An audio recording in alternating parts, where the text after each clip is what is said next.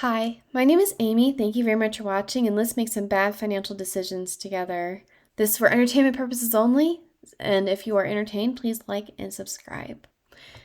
Tonight, I would like to talk to you about why YieldMax is for the poor. And I do not mean anything bad about this because I'm including myself in this, and you can peel YieldMax from my cold, dead hands, basically.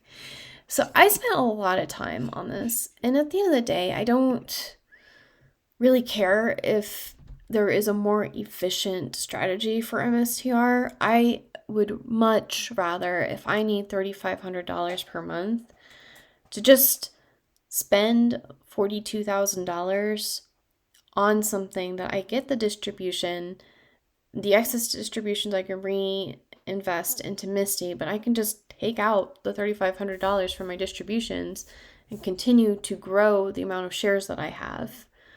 Versus because I think when people say you should have invested in MSTR instead of MSTY, they mean the exact same dollar amount you were intending to. But the problem with that is that it's not enough for me to do cover calls on MSTR for that amount that is, an equivalent amount of distributions I'm getting from MSTY. So I'm having to sell 15 to 30 shares per month to get the same amount of money that I was getting in distributions from MSTY. So eventually, the wearing down of the shares, the capital appreciation from how much Mr. is worth will not cover that. So right now, yes, I would have $107,000 instead of $78,000, but 8 months from now, you will have less Mr. than if you had just bought MSTY from inception date. Because that's just how selling shares and not having the shares anymore works. But when I hear someone tell me that I should buy Mr. instead of MSTY, I'm hearing that because I think MSTY is sustainable. It's volatile and not guaranteed, but it's more or less sustainable. So I would want enough Mr. in order for it to be sustainable, and that is around 4%. So when I hear people say you should invest in Mr. instead, I'm hearing you need to have $1 million before you can participate in having enough money to live on. Instead of just letting me spend $40,000 on MSTY, get my living wage, and then I can focus on my 3-fund portfolio and have it grow the way that, you would normally grow a portfolio. It's just you get your income first and then grow. And then and I know that it's 4% over the whole portfolio, so you would choose which part of the portfolio you would use to sell out, but in this case it's only 5% of your entire portfolio should be in a single stock. So if I need $1 million of Mr. to live off of just Mr., then you're also telling me that I would need $21 million in my whole portfolio in order to have $1 million in Mr., in order to have $3,500 per month as a sustainable thing, which is not realistic. Most people don't even retire with $21 million. I probably won't have $1 million until I'm retirement age.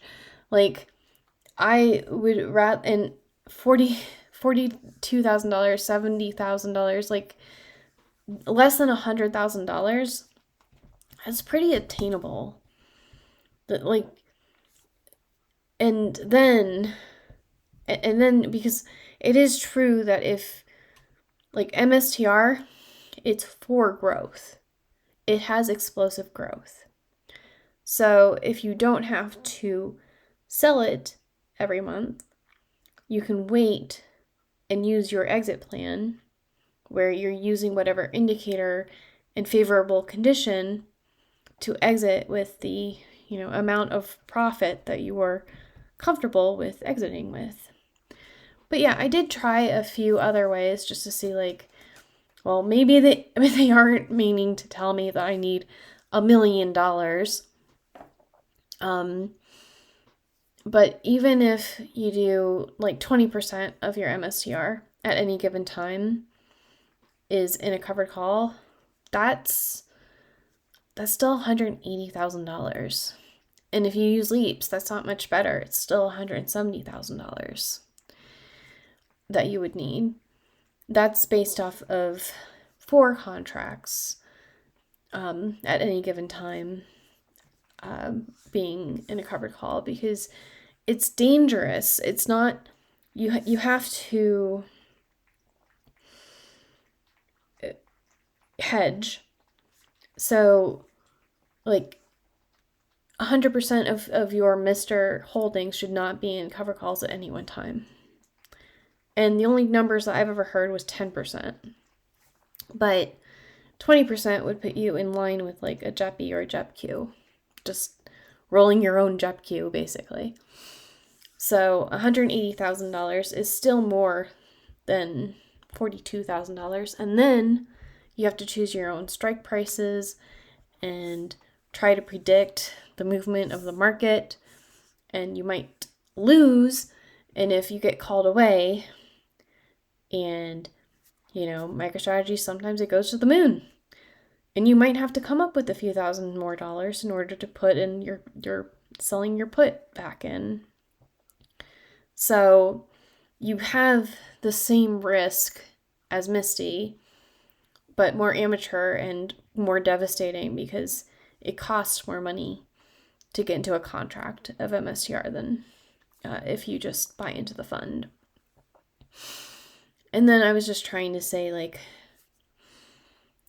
half MSTY, half Mr., no to cover calls. And then if you do like MSTY only, but 100% of it is in covered calls, you could get closer to the gap of like your $107,000 versus your $78,000. But in the long run, it's not worth it. It's not worth the risk. And yeah, there's other interesting things that you could do that take less capital, but none of them take less capital than just buying into MSTY, getting your living wage, and then your new investments, you can just then focus on growth or whatever you want to focus on.